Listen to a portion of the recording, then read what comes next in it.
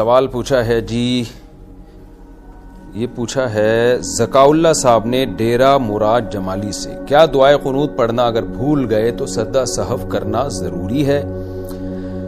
کہتے ہیں جی کہ وتر کی نماز میں دعائے قنوت پڑھنا بھول گئے تو کیا کرنا چاہیے؟ سجدہ سہو کرنا چاہیے یا دوبارہ وتر پڑھنی چاہیے؟ جناب وتر میں اگر آپ دعائے قنوت پڑھنا بھول گئے ہیں تو دوبارہ وتر نہ پڑھیں، سجدہ سہو کر لیں، آپ کی نماز ہو جائے گی۔ کیا زنا کے بعد جنت الفردوس میں نہیں جا سکتے؟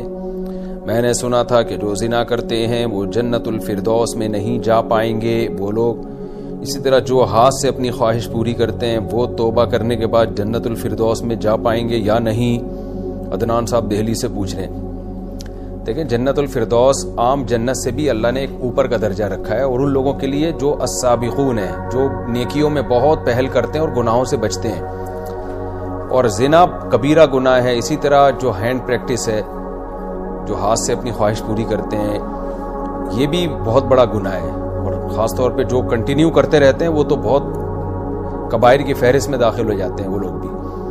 تو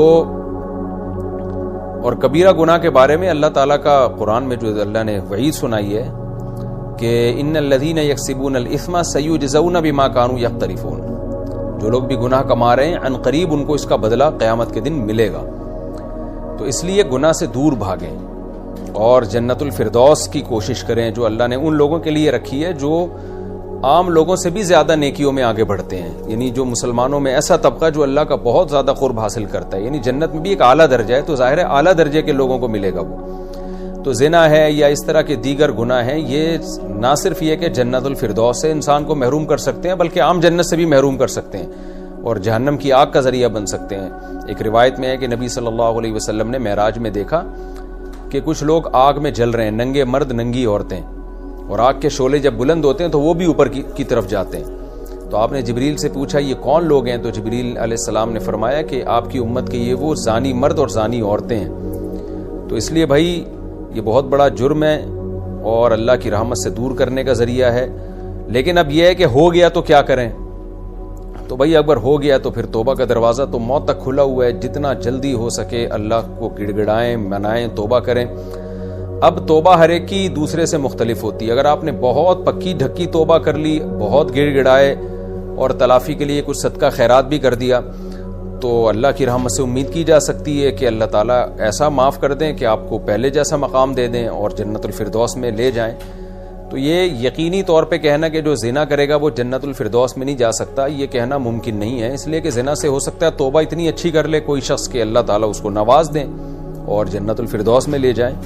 تو ممکن ہے اگر توبہ تگڑی کی ہے کسی نے اور اس گناہ کی تلافی کر لی نیکیوں کے ذریعے، تو اللہ سے امید ہے انشاءاللہ اللہ اس کو جنت الفردوس میں داخل کر دیں گے۔ اللہ سے زیادہ کسی سے محبت کرنا کیا شرک ہے؟ کیا اللہ سے زیادہ کسی سے محبت کرنا شرک ہے؟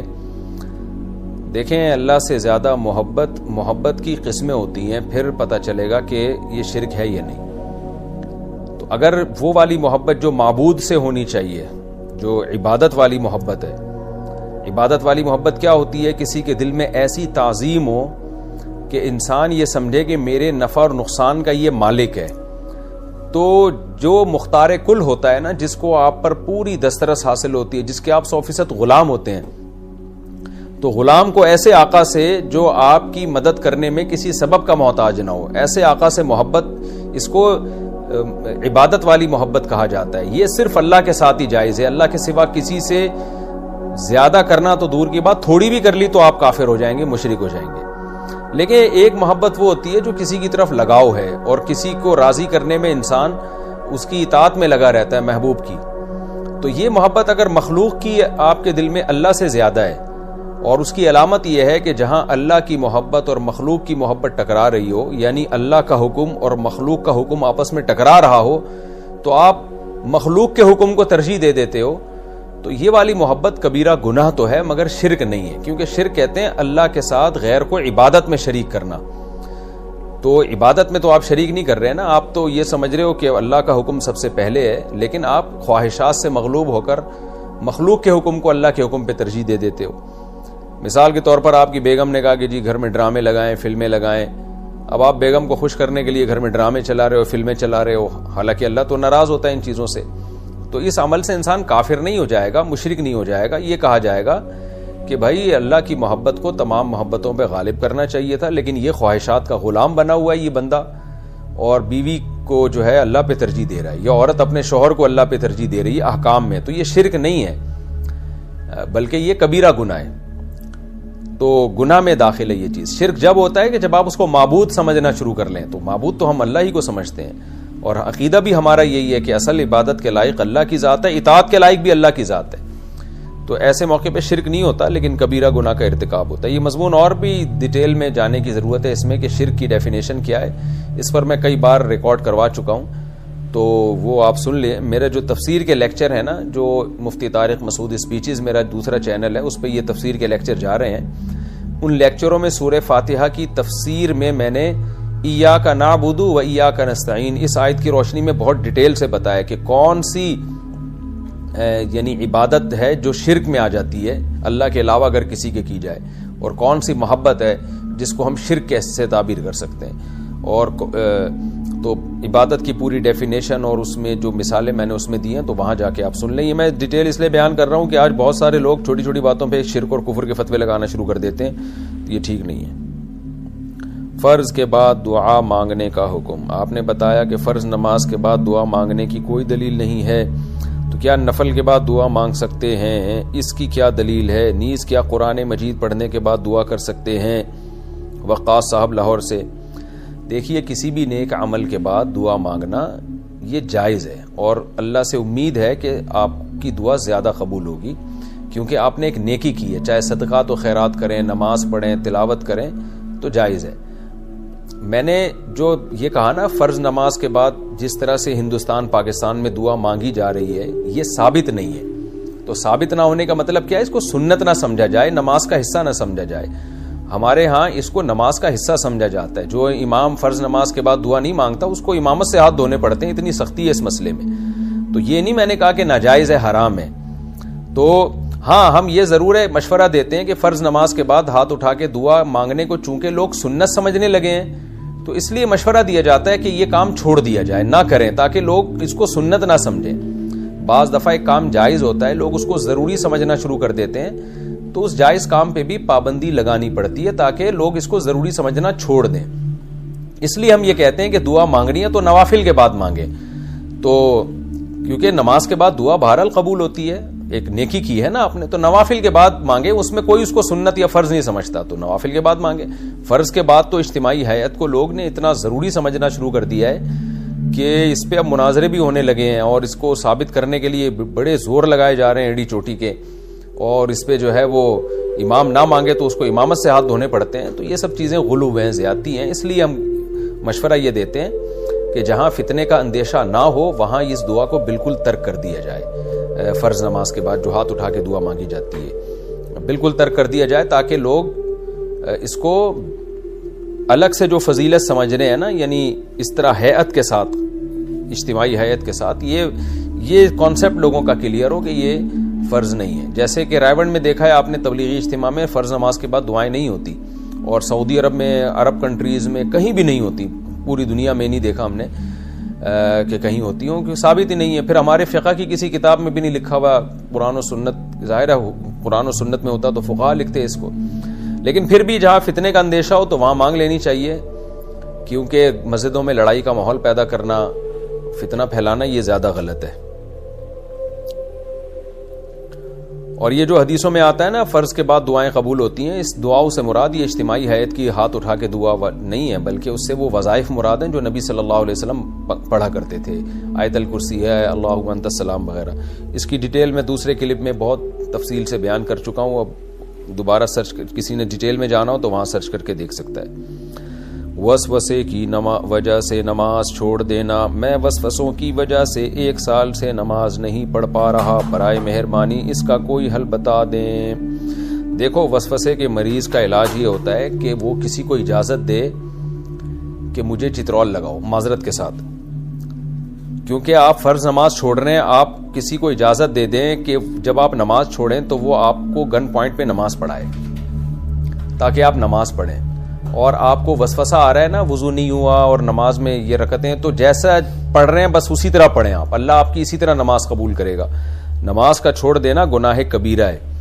اور نفسیاتی ڈاکٹر کو بھی بتائیں، وہ بھی شاید کوئی مسئلہ حل کر دے آپ کا. اللہ تعالیٰ اس عذاب سے بچائے، ان وسوسوں کی بیماری سے. اور خوب سمجھ لیں، ان وسوسوں کا علاج کوئی اور نہیں کر سکتا، مریض خود ہی کرے گا، اپنا علاج تو ہوگا. اور علاج یہ ہے کہ وسوسے آ رہے ہیں آنے دیں، آپ جو کو اللہ اس کے رسول نے جو کام آپ کے ذمہ لگایا بس آپ وہ کر لیں، جیسے تیسے ہو جائے. وضو میں وسوسہ آ رہا ہے، پتہ نہیں ہوا تو آپ کہیں کہ بس آڑی ترچی وضو ہی میں کروں گا، ایسے ہی نماز پڑھوں گا، اللہ قبول کرے گا. تو جب تک یہ سوچ پیدا نہیں ہوگی وسوسے ٹھیک نہیں ہوں گے آپ کے. کسٹمر پیسے بھول کر چلا گیا تو دکاندار کیا کرے؟ میں نے کسٹمر کو 90 روپے میں ایک چیز بیچی، اس نے مجھے 100 کا نوٹ دیا، میں نے اسے 10 روپے واپس کیے، لیکن وہ 10 روپے میری دکان پر بھول کر چلا گیا، تو وہ 10 روپے میں صدقہ کروں یا خود رکھ سکتا ہوں؟ انویز لاکھانی انڈیا سے. دیکھیں لقطہ ہے، لقطے کا حکم یہی ہے کہ آپ مالک کو حتی الامکان تلاش کریں، تو رکھ لیں آپ وہ 10 روپے، بلکہ 10 روپے استعمال بھی کر سکتے ہیں اس نیت کے ساتھ کہ جب جو اصل کسٹمر آئے گا میں اس کو دے دوں گا، کوئی بہت بڑی رقم تو ہے نہیں ہے. لیکن احادیث سے یہی بات ہے کہ حتی الامکان اصل مالک تک پہنچانے کی کوشش کرے. جب بالکل مایوس ہو جائیں گے پتہ نہیں کدھر گیا مالک نہیں مل رہا، تو پھر آپ غریب ہیں تو خود بھی استعمال کر سکتے ہیں، غریب نہیں ہیں تو آپ صدقہ کر دیں. اور اس نیت سے خود استعمال کر لیں کہ میں 10 روپے کبھی صدقہ کر دوں گا تو بھی ٹھیک ہے، یہ پیسے آپ استعمال کر لیں، اور جب کوئی فقیر آئے تو اس کو 10 روپے دے دیں اس نیت کے ساتھ کہ اصل مالک کے تھے. اور اگر آپ خود غریب ہیں تو خود کھا سکتے ہیں آپ، پھر کوئی حرج نہیں ہے. لیکن جب اصل مالک آئے گا تو اس کو پیسے لوٹانے پڑیں گے. کون سے مطلب والا نام رکھیں؟ عرفان، ایاز اور انویز نام رکھنا کیسا ہے، اس کا کیا مطلب ہے؟ انویز لاکھانی انڈیا سے. انویز نام تو بھائی مجھے نہیں پتا کون سی زبان کا لفظ ہے، میں فرسٹ ٹائم سن رہا ہوں. عرفان سب سے اچھا نام ہے، ایان اور بھی مجھے نہیں پتا، یہ عربی نام نہیں معلوم ہوتا، اگر عربی نام ہوتا تو میں مطلب بتا دیتا. عرفان نام بہت بہترین نام ہے، پراپر نیم ہے، عرفان معرفت سے نکلا ہے، تو یہ نام بہت اچھا ہے، رکھ لینا چاہیے. نشہ آور چیزوں میں حلال اور حرام کا حکم. اسلام میں ہر نشہ والی چیز حرام ہے، تو کیا گٹکا کھانا، سگریٹ پینا وغیرہ یہ سب بھی حرام ہے؟ محمد قربان انڈیا سے. دیکھیں گٹکا اور سگریٹ یہ نشے کی چیزیں نہیں ہیں. نشے کا جو نشے سے جو نشہ اسلام میں حرام ہے نا، وہ نشہ ہے جسے پی کے دماغ بہک جاتا ہو، چاہے عملاً بہکے نہ بھی بہکے، لیکن اس میں یہ صلاحیت ہو دماغ کو بہکانے کی. جیسے شراب ہے، چرس ہے، ہیروئن ہے. ہیروئن پی کے کیسے دیکھیں بہکی باتیں کر رہے ہوتے ہیں. تو یہ چیزیں اسلام میں حرام ہے. سگریٹ اور پان اور گٹکا میں ایسا نشہ نہیں ہے کہ پی کے دماغ سٹھیا جائے انسان کا. تو ان کے ناجائز ہونے کی وجہ ہے صحت کو نقصان. تو گٹکا کتنے لوگ ہیں جو کھاتے ہیں تو منہ کے کینسر سے ہلاک ہو گئے. سگریٹ کتنے لوگ ہیں جو پیتے ہیں تو ان کو ٹی بی ہو گیا، کسی کو کینسر ہو گیا. تو ان کو غلط اس لیے کہا جاتا ہے کہ یہ صحت کے لیے نقصان دہ ہیں بہت زیادہ، اس لیے یہ حرام ہے. اب جس کی صحت کو جتنا نقصان ہو رہا ہے اس کے لیے اتنا ہی درجے کا حرام ہے. اگر کسی کو سگریٹ پینے سے بالکل بھی نقصان نہیں ہو رہا تو پھر اس کے لیے مکروہ ہے، حرام نہیں ہے، کیونکہ ڈاکٹر کہتے ہیں ابھی نہیں ہو رہا بعد میں جا کے ہوگا. تو لیکن چونکہ فوری یقینی نقصان نہیں ہو رہا تو اس کو پھر حرام نہیں کہا جائے گا، مکروہ کہا جائے گا. لیکن کسی کے بارے میں ڈاکٹر کہتے ہیں بھائی تم اتنے بیمار ہو گئے ہو، اگر تم نے سگریٹ پی تو تمہیں تو یقینی 100% نقصان ہے اور تمہیں موت کا خطرہ ہے، تو ایسے آدمی کے لیے سگریٹ پینا حرام ہو جائے گی. اور گٹکے کے بارے میں تو سارے ڈاکٹر یہی کہتے ہیں، اور ہم نے تو خود دیکھا ہے منہ کا کینسر کا ذریعہ بنتا ہے. لہذا گٹکے کو تو میرا خیال ہے کوئی بھی مفتی جائز نہیں کہے گا، کیونکہ اس کا نقصان یقینی ہے. اور پھر اس میں جو گندگی ہے منہ کے اندر جس سے دوسروں کو تکلیف ہوتی ہے تو ایذائے مسلم کی وجہ سے بھی وہ ناجائز ہے. اسی طرح سگریٹ میں بھی اگر کسی کو تکلیف ہو رہی ہے آپ کے دھوئیں سے تو ایذائے مسلم کی وجہ سے اس وقت اس کو بھی ناجائز کہا جائے گا. لیکن نارملی سگریٹ مکروہ ہے. کون سی غزلیں سننا جائز ہے؟ غزل سننا جائز ہے یا نہیں؟ بنت عبداللہ. دیکھیں غزل کے مضمون میں اگر بےہودگی بہت زیادہ یعنی فحاشی نہیں ہے تو پھر وہ سننا جائز ہے، بشرطے کہ موسیقی اور طبلہ سارنگی وغیرہ نہ ہو. پھر شاعری کی نیت سے آپ سن سکتے ہیں. باقی اگر اس میں فحاشی ہے، فحاشی کا مطلب بےہودہ کلمات ہیں اس کے اندر، یا موسیقی ہے جو پورا گانا بن چکی ہے، وہ تو پھر صحیح سننا ٹھیک نہیں ہے. چاش کی فضیلت اور طریقہ. چاش کی نماز میں نیت کا کیا طریقہ ہے اور نماز چاش کی کیا فضیلت ہے؟ بنت عبداللہ لکھنؤ سے. طریقہ تو وہی ہے جو نارمل عام نمازوں کا ہوتا ہے. نیت دل میں بس یہی کہ نماز پڑھ رہے ہیں, نفل پڑھ رہے ہیں, چاش کی نیت کر لیں, کچھ بھی نیت نہ کریں, بس اس ٹائم پہ نوافل پڑھ لیں تو وہی چاش کی نیت ہی ہو جائے گی. فضیلت ہے, حدیث میں آتا ہے نبی صلی اللہ علیہ وسلم نے فرمایا کہ ہر جوڑ کے بدلے صدقہ لازم ہے نا, تو اس میں آپ نے فرمایا کہ یہ چاش کی رکعتیں یہ کافی ہیں اس کے لیے. یعنی آپ کے جسم میں جتنے بھی جوائنٹس ہیں, جتنے بھی جوڑ ہیں, تو سب کی طرف سے صدقہ اگر ادا کرنا چاہتے ہیں تو چاش کی نماز پڑھ لیں آپ. میاں بیوی دونوں کا جاب پر جانا, کیا میاں بیوی دونوں ساتھ مل کر جاب پر جا سکتے ہیں؟ ام کلثوم جموں سے. جائز ہے, اگر شوہر کی طرف سے اجازت ہے بیوی کے جاب کرنے کی تو جائز ہے, کر سکتے ہیں. باقی کرنا چاہیے کہ نہیں کرنا چاہیے, تو چاہیے کہ جہاں تک بات ہے اگر اس کی شدید ضرورت نہ ہو تو پھر کرنا نہیں چاہیے, کیونکہ اسلام دین فطرت ہے. اب یورپ نے دونوں میاں بیوی کو سب جابیں کرا کے کچھ ترقی تو کر لی انہوں نے, سب نے مل کے کام کیا, لیکن خاندانی نظام سارا تباہ و برباد ہو گیا. تو ہمارا بھی یہی حساب کتاب ہے, جب میاں بیوی دونوں ہی گھر پہ نہیں ہوں گے تو وہ گھر ہوٹل زیادہ اور گھر کم ہوگا.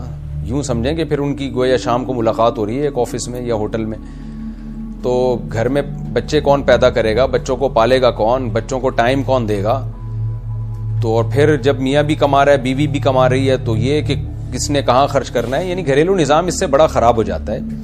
تو اس لیے یہ چیز قابل ترغیب نہیں ہے, اس کی ترغیب نہیں ہے اسلام میں.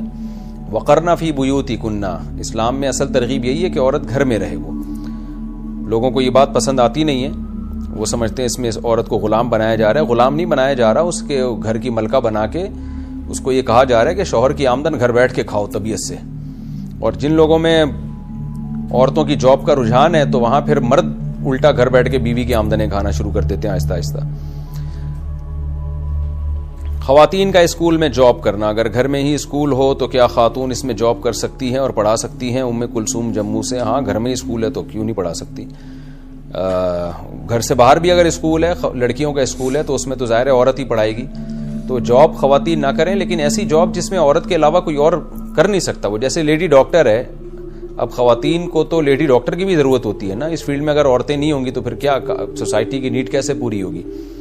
تو اسی طرح لڑکیوں کے اسکول میں تو ہم کہتے ہیں فیمیل ٹیچر ہو, تو فیمیل لڑکیاں ٹیچر بنیں گی تو یہ ضرورت پوری ہوگی نا, ورنہ تو ان کو لڑکے پڑھائیں گے پھر جا کے, وہ تو غلط ہوگا. وہ تو کر سکتی ہیں, یعنی اسکول میں جاب اگر ضرورت ہے. نہیں ہے تو پھر گھر میں بیٹھیں آرام سے, جس کی ڈیٹیل میں دوسرے کلپ میں تفصیل سے بتا چکا ہوں. خواتین کا آن لائن بزنس کرنا, کیا تمام آن لائن بزنسز حرام ہوتے ہیں خواتین کے لیے؟ اس بارے میں وضاحت فرما دیں. بنت ہوا. آن لائن بزنس کر سکتی ہیں خواتین بھی مرد بھی, بلکہ خواتین گھروں سے باہر نہ نکلیں, گھر میں بیٹھ کے آن لائن بزنس کریں, وہ زیادہ بہتر ہے ان کے لیے. تو اصل مسئلہ ہے کہ گھروں کے باہر کا جو بے پردگی کا ماحول چل رہا ہے آج کل, اس سے روک رہا ہے اسلام. وقرنا فی بیوتکن, اللہ تعالیٰ فرماتے ہیں گھروں میں قرار پکڑو. تو آن لائن بزنس تو خواتین کے لیے بہت اچھی چیز ہے, اگر وہ گھر میں رہ کے کر سکتی ہیں تو بڑی سہولت کی بات ہے یہ. باقی حرام کب ہوگا؟ اس وقت حرام ہوگا وہ بزنس جو مردوں کے لیے حرام ہے آن لائن, وہی عورتوں کے لیے بھی حرام ہے. ایک تو یہ کہ حرام چیز نہ بیچیں, اس میں شراب وغیرہ اس طرح کی چیزیں نہ بیچیں. دوسری چیز یہ ہے کہ وہ جو قبضے کے حکام ہیں جو آن لائن بزنس کے بارے میں, آن لائن ٹریڈنگ کے بارے میں کئی دفعہ بتائے جا چکے ہیں, میں اس کو دوبارہ ریپیٹ نہیں کر رہا, کہ قبضے سے پہلے کوئی چیز بیچنا جائز نہیں ہے. بیچنے کا وعدہ کیا جا سکتا ہے, بیچا نہیں جا سکتا. تو آپ قبضہ کریں یا آپ کی طرف سے کوئی نمائندہ قبضہ کرے, وہ ڈیٹیل دوسرے کلپس میں میری مل جائے گی, وہ کافی تفصیل سے بتایا ہے کہ آن لائن بزنس کن صورتوں میں جائز ہے, کس طریقے سے ناجائز ہے. خواتین سجدے میں کوہنی زمین پر لگائیں یا نہیں؟ سجدہ کرتے وقت عورت کو کوہنی زمین پر لگانی چاہیے یا پھر اٹھا کر رکھیں؟ انشاء نور انڈیا سے. خواتین کو کوہنیاں زمین پہ بچھانی چاہیے سجدے میں. یہ جو حدیث میں آتا ہے نا, تم میں سے کوئی بھی کتے کی طرح سجدہ نہ کرے زمین پہ کوہنیاں بچھا کے, یہ حدیث مردوں کے بارے میں ہے. اس کے بہت سارے قرائن ہیں اس پر, کیونکہ مرد کے لیے زمین پہ بچھا کے سجدہ کرنا یہ سستی کی علامت ہے, بازوؤں کو بچھانا, اور عورت کے لیے یہ پردے کی علامت ہے. تو تواتر سے یہ بات ثابت ہے کہ خواتین صحابہ, تابعیہ اور بعد کی جتنی بھی اسلام یعنی اسلاف میں خواتین جو نماز پڑھتی تھیں وہ سمٹ کے پڑھتی تھیں.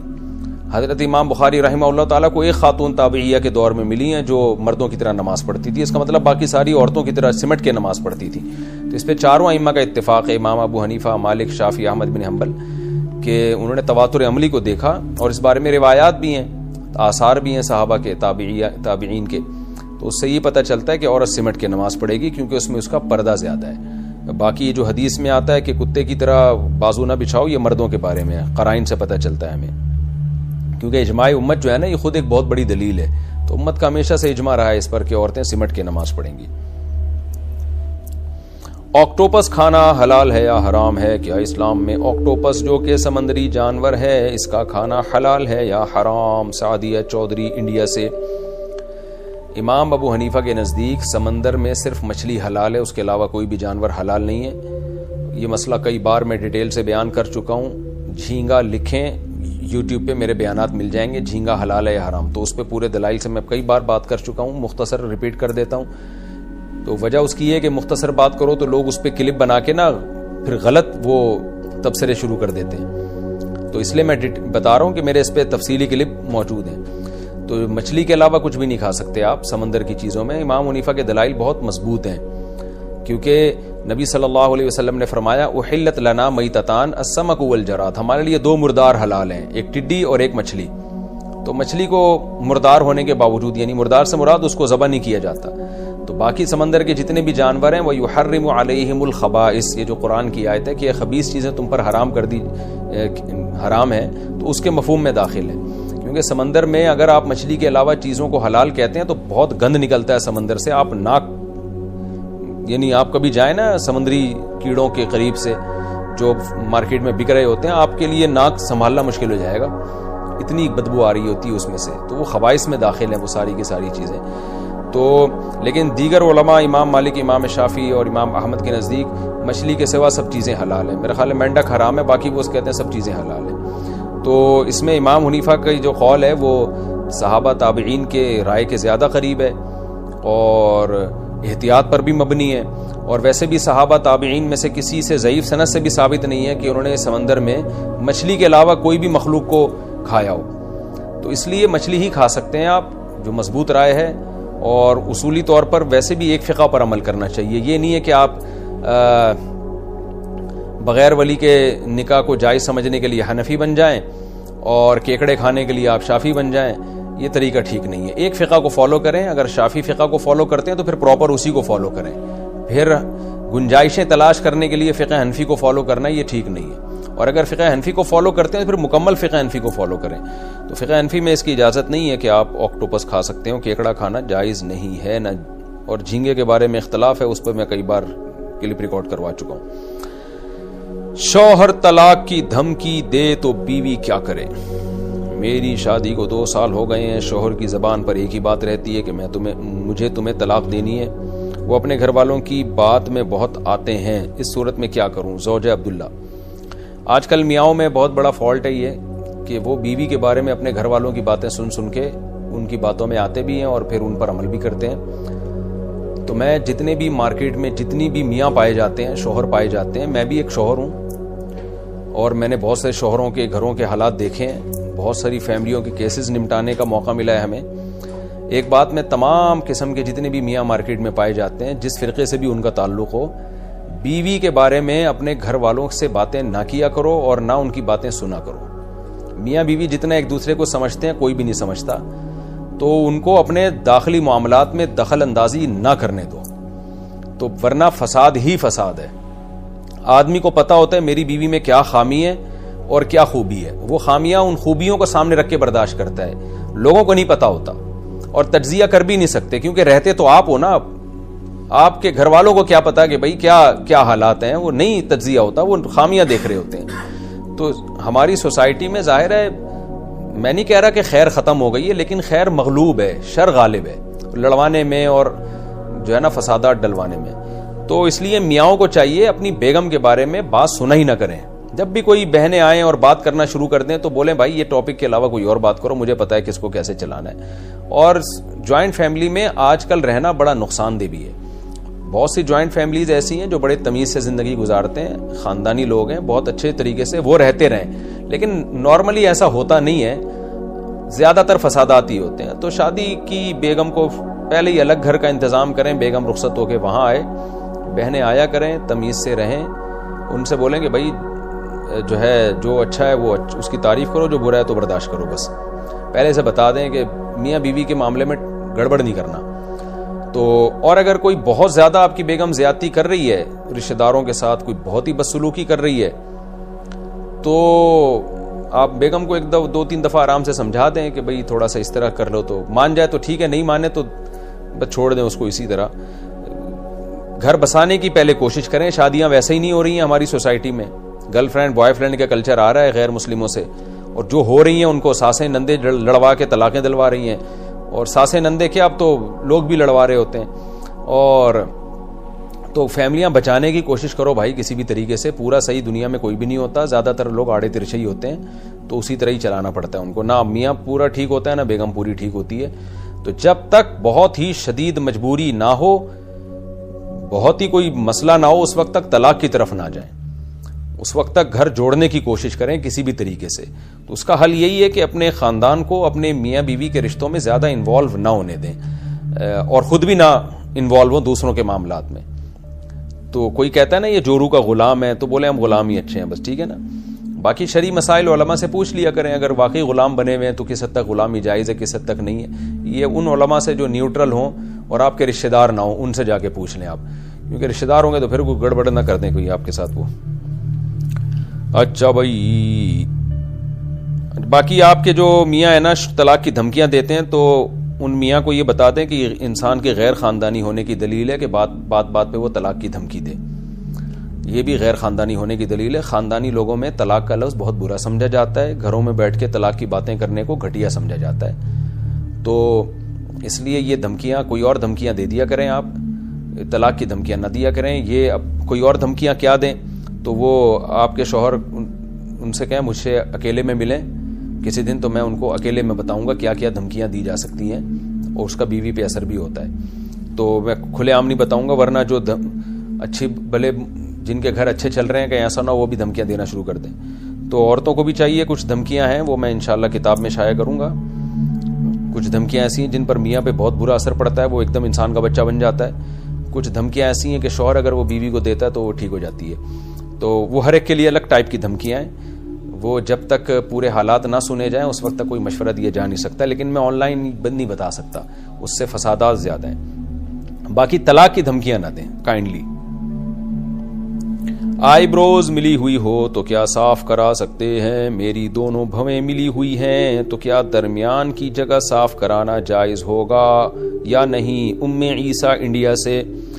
دیکھیں اصولی طور پر تو آئی بروز بنانا عورت کے لیے حرام ہے, کبیرہ گناہ ہے. نبی صلی اللہ علیہ وسلم نے لعنت فرمائی ان عورتوں پر جو آئی بروز بناتی ہیں, کیونکہ یہ تغییر خلق اللہ ہے, اللہ کی بنائی ہوئی تخلیق کو بگاڑنا ہے.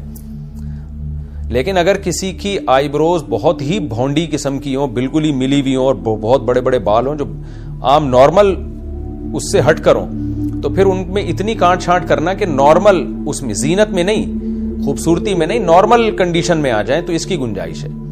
اب کسی کے بالکل ملی ہوئی ہیں تو بہتر تو یہ کہ چھوڑ دیں اپنے حال پہ, لیکن بہت ہی بھدی لگ رہی ہیں, نارمل اس سے ہٹ کر ہیں, تو اتنی کانٹ چھانٹ کرنا کہ نارمل کنڈیشن میں آ جائیں جتنی عام طور پر عورتوں کی, جس طرح سے نارمل عورتوں کی ہوتی ہے, تو اتنی گنجائش ہے اس عورت کے لیے جس کی آئی بروز بہت زیادہ بھدی ہوں, ورنہ یہ عمل حرام ہے, ناجائز ہے.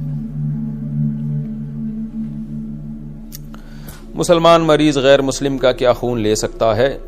کیا کسی غیر مسلم کا خون لے کر کسی مسلمان مریض کو دیا جا سکتا ہے جبکہ مسلمان مریض کو خون کی اشد ضرورت ہو؟ ذکا اللہ ڈیرہ مراد جمالی. جی ہاں, مسلمان کا خون غیر مسلم کو, غیر مسلم کا خون مسلمان کو چڑھایا جا سکتا ہے, اس میں کوئی حرج نہیں ہے.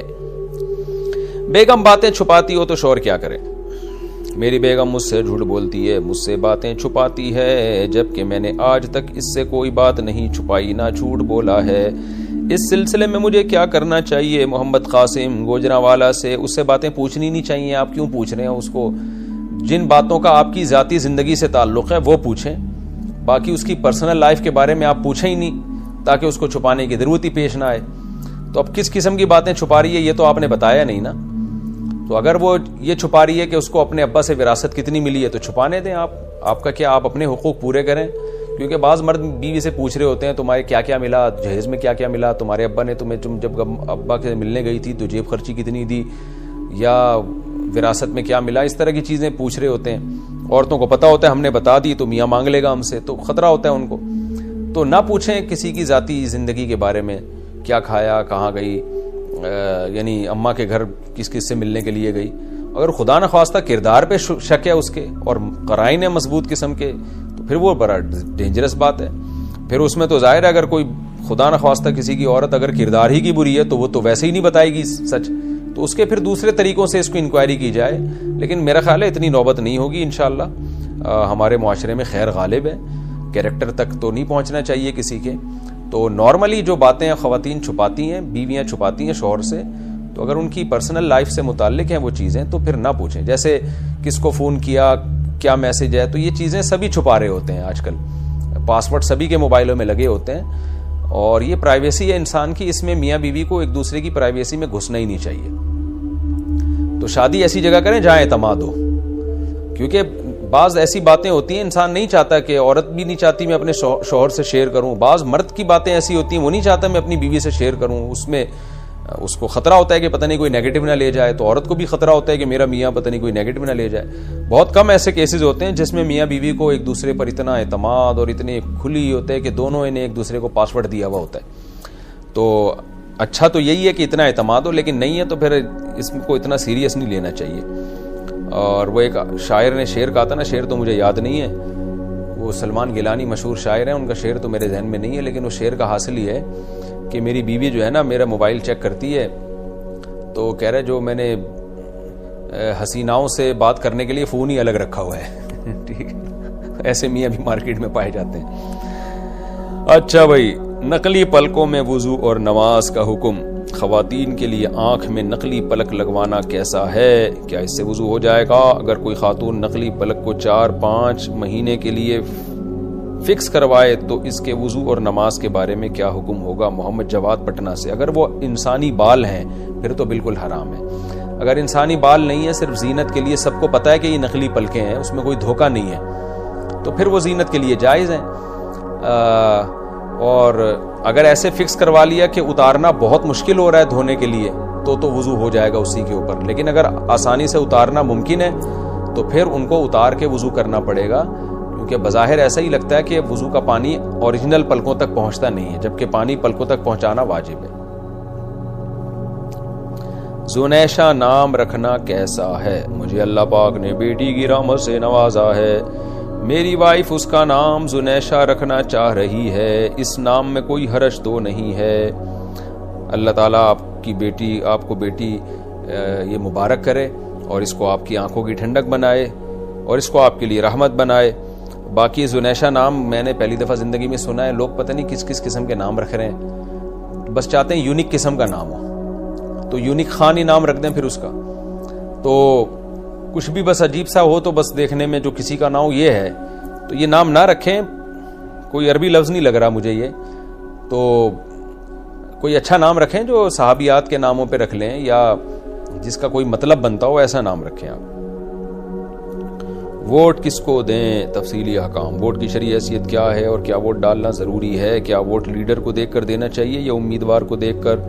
اور اگر نہ دیں تو اس میں کوئی حرج تو نہیں ہے. عمران فاروق فیصل آباد سے. ووٹ دینا ضروری ہے، اس کی شرعی حیثیت یہی ہے کیونکہ اگر آپ ووٹ نہیں دیں گے تو آپ کے مخالف کو ایک ووٹ اضافی چلا جائے گا، وہ تو بہرحال دے ہی رہا ہے. تو اور دوسری بات اس پہ میں ڈیٹیل سے بیان کر چکا ہوں دلائل سے. لوگ کہتے ہیں جمہوریت کفر ہے لہذا اس ووٹ دینے میں آپ اس نظام کا حصہ بن رہے ہیں، سب فضول قسم کی باتیں ہیں.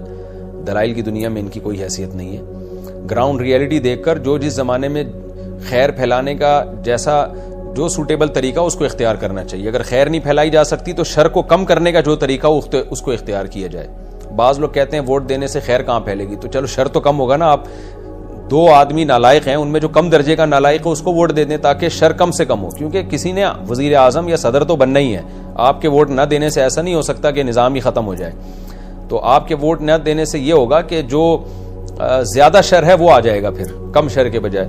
تو اس لیے ووٹ لازمی دینا چاہیے. باقی امیدوار کو دیکھیں یا لیڈر کو دیکھیں تو وہ خود دیکھیں کہ کس کو دیکھنا ہے آپ نے.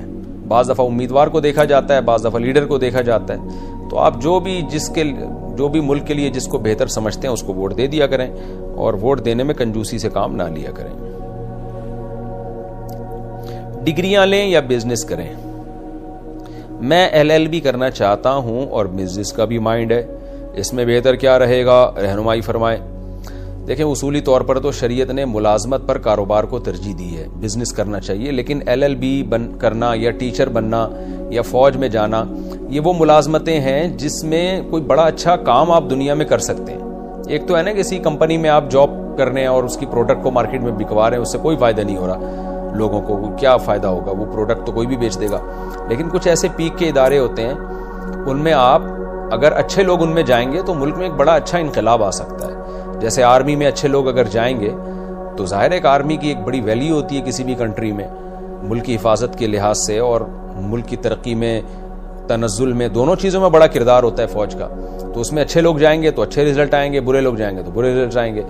اسی طرح LLB کر کے آپ وکالت کے عہدے پر جائیں گے تو اس میں یہ عدلیہ جو ہے ملک کے ایک بہت ہی حساس ادارہ ہوتا ہے، اس میں اگر برے لوگ جائیں گے تو آگے پھر برے فیصلے ہوں گے، اچھے لوگ جائیں گے تو اچھے فیصلے ہوں گے۔ تو اگر آپ اچھے آدمی ہیں، مجھے امید ہے آپ اچھے ہی ہوں گے، تبھی تو مفتیوں سے مسئلہ پوچھ رہے ہیں آپ۔ تو اگر اچھے آدمی ہیں تو پھر آپ LLB کریں، اور LLB کے ساتھ آپ بزنس کر سکتے ہیں تو ٹھیک ہے، نہیں تو LLB کو آپ ترجیح دیں، اس سے قوم کو فائدہ زیادہ ہوگا۔ زانی کی شادی صرف زانیہ سے جائز ہے؟ قرآن میں ایک آیت ہے جس میں اللہ تعالیٰ فرماتے ہیں کہ زانی کو کسی سے شادی کرنے کی اجازت نہیں سوائے زانیہ یا بت پرست کے۔ اس آیت کا کیا مفہوم ہے، تفصیل سے بتا دیں۔ افضال مشتاق مقبوضہ کشمیر سے۔ دیکھیں اس آیت میں ایسا نہیں ہے کہ زانیہ زانی سے شادی نہیں زانی کے علاوہ کسی سے شادی نہ کرے، بلکہ اس آیت میں خبر دی گئی ہے کہ زانیہ عورت کی طرف رغبت زانی مردی کو ہوتی ہے، اور زانیہ سے نکاح زانی مردی کرتا ہے۔ تو یہ اس کی فطرت بتائی گئی ہے کہ زنا کرنے والے مرد جو ہے نا، اس کو پاک دامن عورتوں میں دلچسپی نہیں ہوتی، اس کو زانی عورتوں میں دلچسپی ہوتی ہے، اور زانی بد کردار عورتوں کو بھی زانی مردوں میں ہی دلچسپی ہوتی ہے۔ تو یہ صرف ان کی نیچر کو بیان کیا گیا ہے، حلال و حرام کا مسئلہ بیان نہیں کیا گیا ہے کہ جائز ہے یا ناجائز، بلکہ جائز ناجائز کا مسئلہ تو قرآن میں دوسری آیتوں میں بیان کیا گیا ہے کہ کن عورتوں سے نکاح حرام ہے، کن سے جائز ہے۔ تو سب عورتوں سے جائز ہے سوائے ان کے جو محرم ہو یا غیر مسلم ہو اہل کتاب کے علاوہ۔ تو اس لیے زانی مرد کی رغبت زنا کی طرف ہوتی ہے اور زانی عورت کی طرف رغبت ہوتی ہے، یہ اس رغبت کو ان کی نیچر کو بیان کیا گیا ہے۔ نیک لوگ ان کی رغبت پاک دامن عورتوں میں، اور پاک دامن عورتوں کی رغبت پاک دامن مردوں میں، جیسے الطیبات للطیبین والطیبون للطیبات۔ آگے انہی آیتوں میں اگلے رکوع میں اللہ نے فرمایا کہ پاک دامن مردوں کو رغبت پاک دامن عورتوں میں، اور پاک دامن عورتوں کو رغبت پاک دامن مردوں میں ہوتی ہے۔ تو یہ زانی کی نیچر بیان کی ہے، اس کا حلال و حرام کے مسئلے سے تعلق نہیں ہے۔ کون سی اجناس میں ربا الفضل ہوتا ہے؟ زمین کی جتنی اجناس ہیں کیا وہ ربا الفضل میں داخل ہوتی ہیں یا نہیں ہوتی؟ حسن صاحب راولپنڈی سے۔ ربا الفضل کہتے ہیں دو جنس کا جب آپس میں، ایک جنس کی دو چیزوں کا آپس میں جب تبادلہ ہو تو ایک طرف سے اضافہ ہو۔ تو اس میں یہ ہے کہ جو چیزیں مکیلی اور موزونی ہیں، وزن کر کے بکتی ہیں یا کسی خاص برتن میں بکتی ہیں، ان میں ربا الفضل کا تحقق ہوتا ہے۔ اور جو عددی چیزیں ہیں جیسے کینو مالٹے، یہ عددی چیزیں ہیں، گن کے بکتے ہیں، کیلے درجنوں میں بکتے ہیں، ان میں ربا الفضل نہیں ہوتا۔ لیکن جو تول کے بکتی ہیں جو چیزیں زمین سے نکلنے والی، جیسے چاول، آٹا، دال، تو ان میں ربا الفضل ہوتا ہے۔ کیا مطلب؟ 1 کلو چاول کے بدلے میں بیچ سکتے ہیں، اضافہ حرام ہے۔ 1 کلو کھجور 1 کلو کھجور کے بدلے میں بیچ سکتے ہیں، اضافہ حرام ہے۔ تو یہ مطلب ہے اس کا۔